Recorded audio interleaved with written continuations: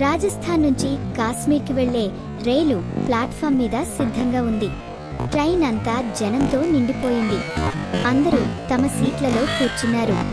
వేళ అయిపోయింది. అంతలోనే ఓ అమ్మాయి పారుతూ వచ్చి టికెట్ లేకుండానే రైలెక్కింది.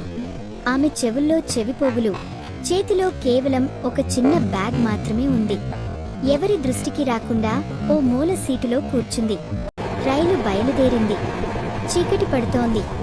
గడియారం 2 గంటలు చూపిస్తోంది. రైలు అడవిలోకి ప్రవేశించగా ఒక్కసారిగా నిలిచిపోయింది. డ్రైవర్ దిగిపోతూ టార్చ్ వెలిగిస్తూ ఎంజిన్ వైపు నడిచాడు.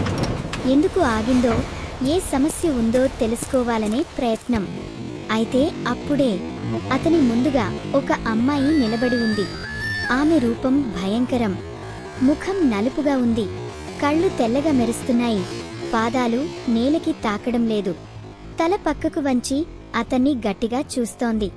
టార్చ్ వేసిన క్షణంలోనే ఆ దెయ్యం డ్రైవర్పై దూకి అతన్ని అక్కడికక్కడే చంపేసింది. తర్వాత రైలులో ఉన్న మైక్ నుంచి ఒక శబ్దం వినిపించింది.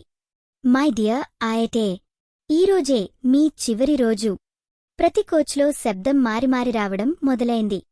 ప్రయాణికులు భయంతో గబగబ ఊగుతున్నారు. అదే దెయ్యం కంపార్ట్మెంట్స్లోకి ప్రవేశించి ఒకదాని తర్వాత ఒకదానిని మూసేస్తూ అందరినీ హింసించి చంపేస్తోంది.